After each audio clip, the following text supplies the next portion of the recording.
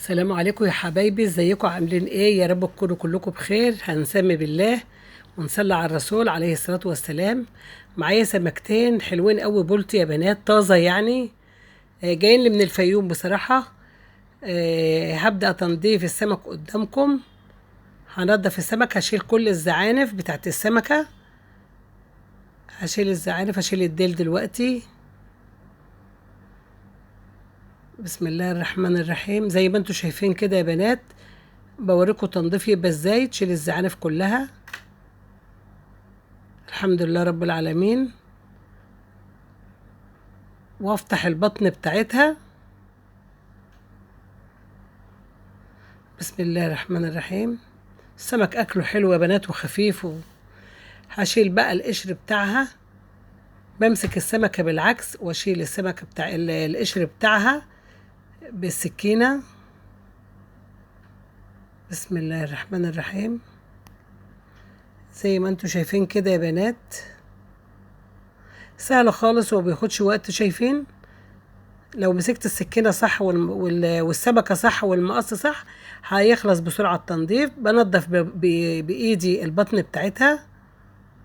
هفتح المية واغسل حلو قوي بالمية من جوه يا بنات. زي ما انتوا شايفين كده، السمك بياخد تنظيف حلو قوي، يعني بتنضف جامد قوي يعني.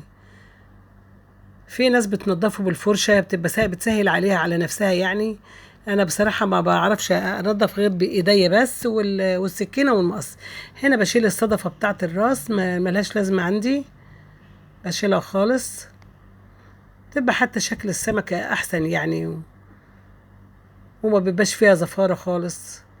شايفين يا بنات؟ هو ده شكل السمكة بتاعتي. بنضفها كويس، بشيل منها الدم، بشيل منها الحاجات السوداء اللي جوه. الحمد لله رب العالمين. لسه طبعا برضو هعيد عليها تنظيف. ده اول تنظيف بس قدامكم، ده بيبقى الشكل النهائي عندي. شايفين؟ بتبقى شكلها اشيك من ما تكون انتوا سايبين الصدفة يعني. طبعا بعيد عليها اي مكان بحس ان فيه قشر بشيله، وبتتغسل مرة واتنين وتلاتة. بعيد عليها تنظيف تاني. هنا يا بنات بقول لكم السمكة، بقول لكم لما تجيبوا سمكة لازم تكون عينيها فيها سوادة واضح زي دي كده.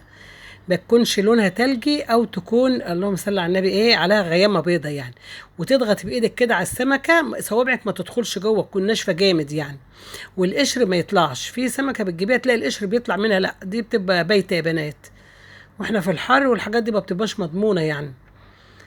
بعد يا بنات ما نضفت السمك كله وشلت الصدف منه. شايفين السمك؟ بسم الله ما شاء الله. وهعيد برضو تنظيف تاني والله. هنقعه هنا في ميه. هنقعه في ميه يا بنات هنا، واحط عليه شويه خل وليمونه. احطه في الطبق ايوه، وافتح عليها الميه، واحط فيه معلقه خل وعصره ليمونه. واسيبه لمده 5 دقايق يعني، ما تزيدوش عن كده، ان السمك بالذات حساس وما بيقعدش كتير يعني. الخل ما يقعدش على السمك كتير عشان ما يبوظوش يا بنات. انما على الفراخ ممكن يقعد، لكن واللحمه يقعد، لكن السمك لا. هحط هنا معلقتين خل اهو، او معلقه خل. هنقعه لمده 5 دقايق بس. هعصر عليه ليمونه وهسيبه مع الليمونه والخل اهو. جيت بعد 5 دقايق الليمونه عليها اهو. كنت غسلت انا هنا الرز بقى يا بنات. شلت الميه اللي عليها خل، واحط ميه غسيل الرز. ميه غسيل الرز دي زي ما هي مفيده للبشره ومفيده للشعر البنات.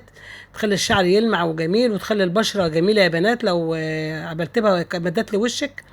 هنا برضو بتشيل الزفارة من السمك. بسم الله ما شاء الله. هنقعه برضو 5 دقايق. هنا غسلت الرز، وبقول لكم ايه بقى، ما بغسل الرز بتاعه بحط المية على السمك. اللي ما بيعرفش عقد السمك يا بنات، واقول له ماء سنتي فوق المية ما بيعرفش. المية لحد هنا. انا بشاور لكم على ايدي، بقول لكم بعد ما تغسلي السمك حط المية. تطلع المية لحد هنا بالظبط، لحد ما انا شاورتيلك.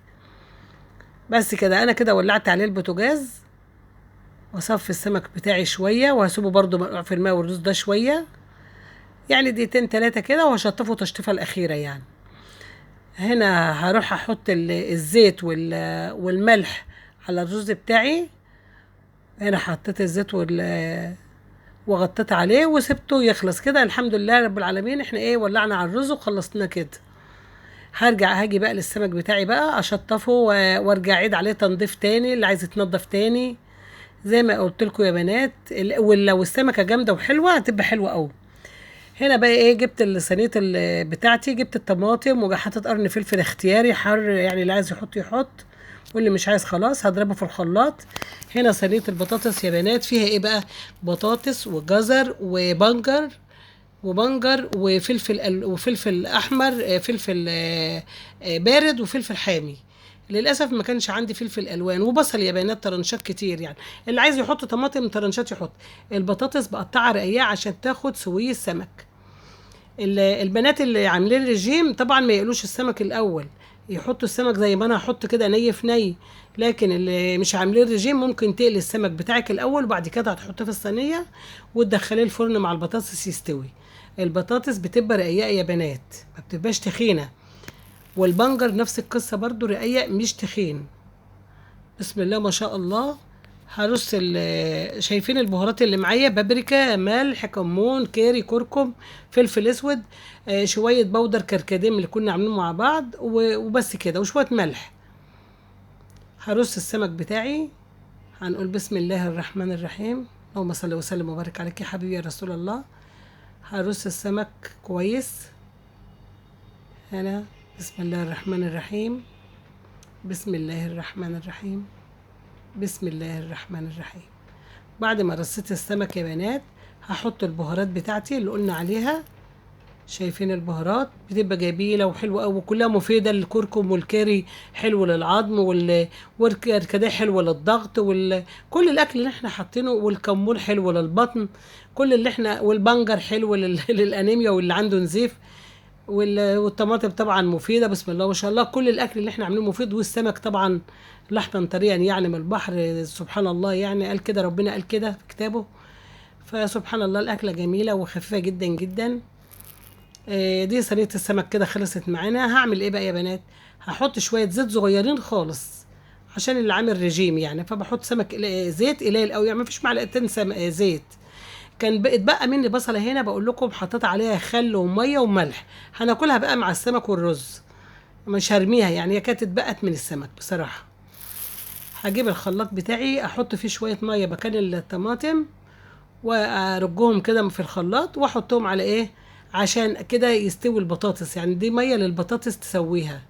طبعا كنت بقطع 2 ليمونه يا بنات بالقشر بتاع، شايله البذر بس وقطعها طرنشات وحطها ايه تحت السمك. ودي صينيه السمك كده بتاعتنا خلصت، هدخلها الفرن. هتشوفوها دلوقتي وهي بتخش الفرن يا بنات.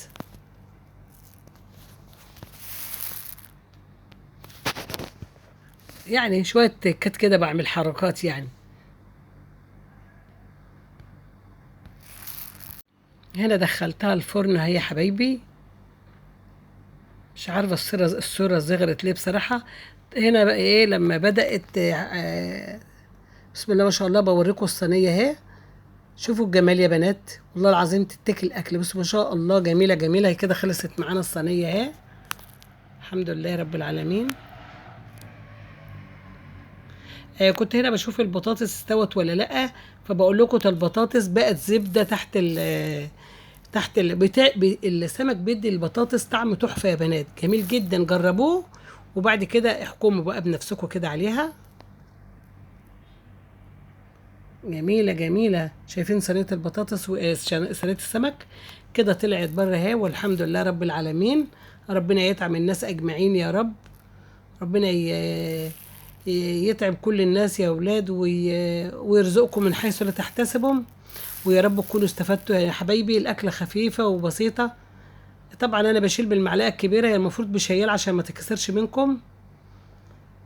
هنا شايفين البطاطس والبنجر، شايفين يا بنات زبده، كانها زبده والله. بطاطس وبنجر بطلع مع بعض. بسم الله ما شاء الله. بصوا همسكوا لكم بايديا البطاطس، شايفين زبده مرهم، جميله جميله جدا، وكان طعم جميل والله. الحمد لله رب العالمين. ربنا يطعمكم جميعا يا رب من كل خير يا رب. والله بحبكم في الله، يا رب تكونوا استفدتوا يا حبايبي. الاكله سهله وجميله وما خدتش وقت حاجه وما ضيعتش، مش هتضيع من وقتك نص ساعه وتعملي اكل في بيتك حلو. والبصله اللي في النص دي اللي انا كنت نقعها في الميه والخل يا بنات، ما رضيتش ارميها، وملح، وكانت طعمها تحفه جميله والله. ودي صينيه السمك بتاعتنا اهي الحمد لله.